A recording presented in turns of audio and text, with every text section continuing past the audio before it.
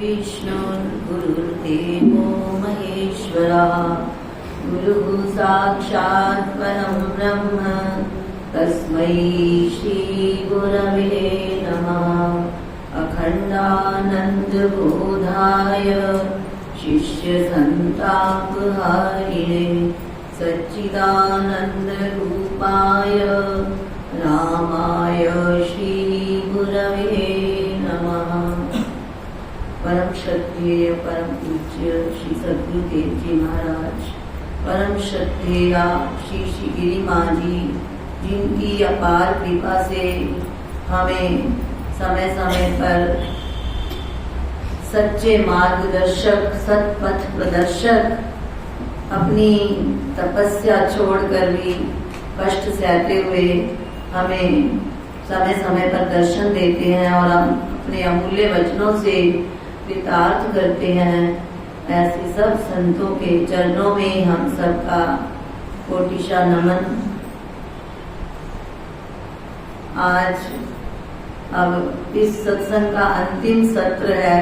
4 दिन बीतते पता ही नहीं चला। कभी हम सोच रहे थे संत आएंगे और सभी खूब तैयारियों में लगे हुए थे, परंतु वो समय आज आ ही गया। तो अभी पूर्व वक्ता कह रहे थे कि ये एक विलक्षण आश्रम, विलक्षण कल्प वृक्ष मंदिर हमें माता जी देकर गए हैं।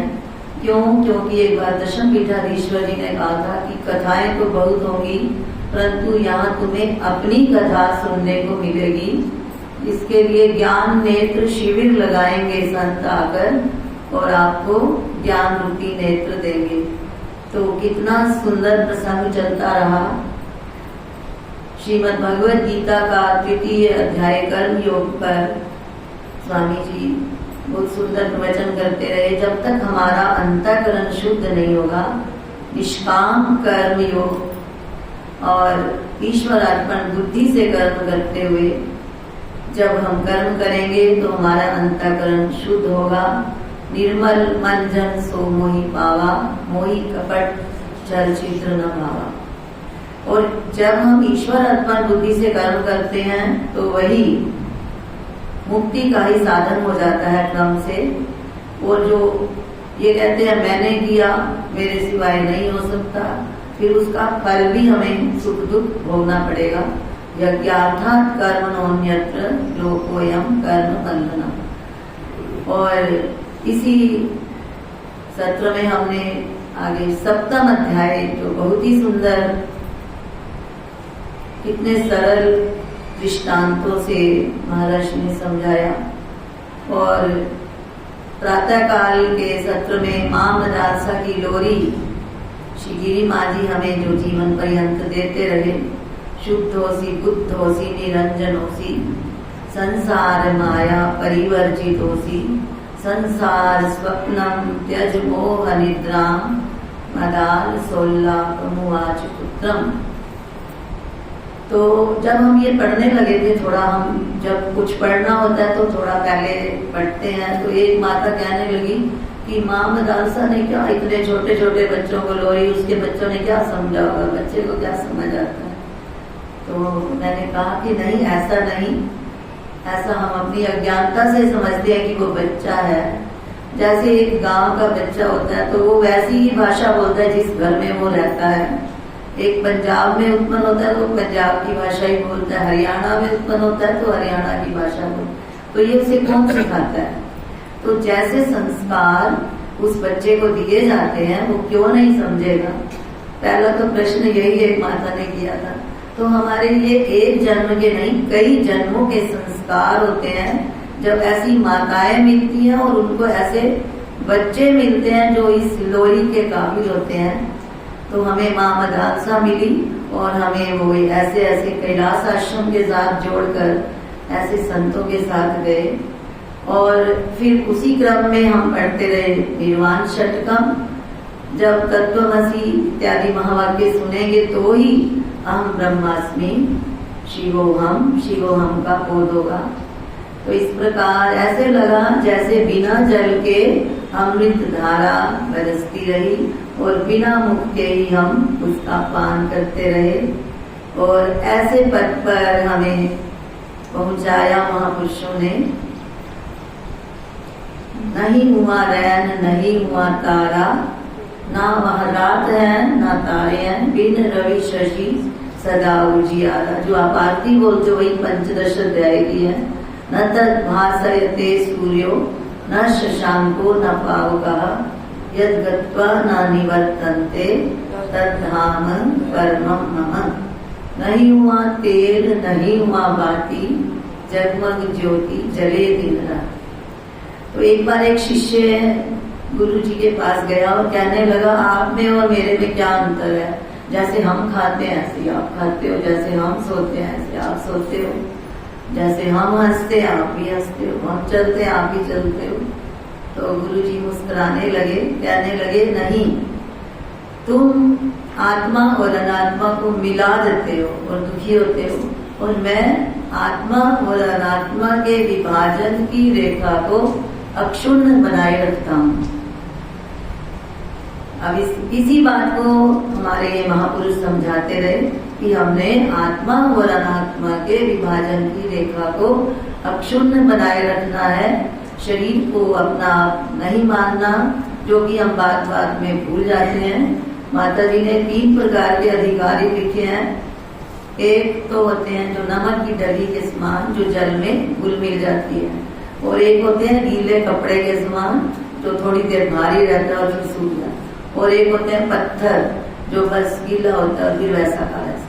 तो हमने पत्थर और ये गीला कपड़ा नहीं बनना, हम भी उस नमक की डली के समान बने, और इन वचनों को सदा सर्वदा अपने हृदयंगम करें, ताकि हम भी जैसे श्री शिगिरी माँ जी जीते जी मुक्त रही, तभी उनका नाम महर्षि ने जीवन मुक्त इस प्रकार से दिया। इसी प्रकार हम भी इस झंझट में ना पड़कर झंझट से बच के रहें। हर हाल में खुश रहना संतों से सीख ले, महफिल से जुदा रहना संतों से सीख ले। हर हाल में खुश रहना संतों से सीख ले, कोई गिरिमा से सीख ले। हर हाल में खुश रहना संतों से सीख ले। सुख दुख में हंसना रोना है काम कायरों का, सुख दुख में हंसना रोना है काम कायरों का। दोनों में मुस्कुराना संतों से सीख ले, दोनों में मुस्कुराना संतों से सीख ले। झंझट से भाग जाना सब लोग बताते हैं, झंझट से भाग जाना सब लोग बताते हैं। झंझट से बच के रहना संतों से सीख ले, झंझट से बच के रहना संतों से सीख ले। हर हाल में खुश रहना संतों से सीख ले। महफिल से जुदा रहना मेरी माँ से सीख ले।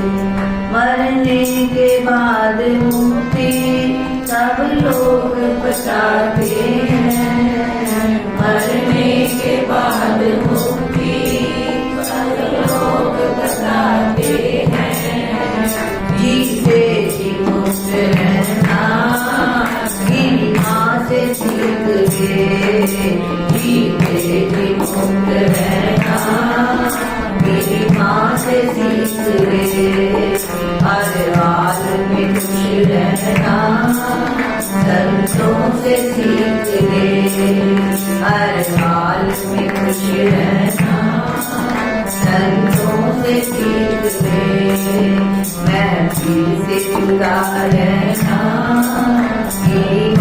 से सीख ले, झंझट से बच के रहना संतों से सीख ले, सुख दुख में मुस्कुराना संतों से सीख ले, जीते जी मुक्त रहना ईमान से सीख ले, संतों से सीख ले, कोई ईमान से सीख ले, संतों से सीख ले, कोई ईमान से सीख ले, हर हाल में खुश रहना संतों से सीख ले, हर हाल में खुश रहना संतों से सीख ले।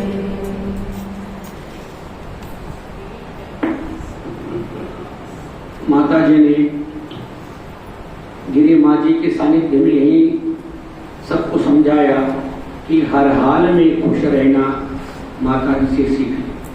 अब हम ज्ञान वृद्ध, तपोवृद्ध, आयु वृद्ध कैलाश आश्रम के आचार्य स्वामी मेघानंद जी महाराज जी से हम प्रार्थना करते हैं वे अपने अमृत वचन से हमें कृतार्थ करें।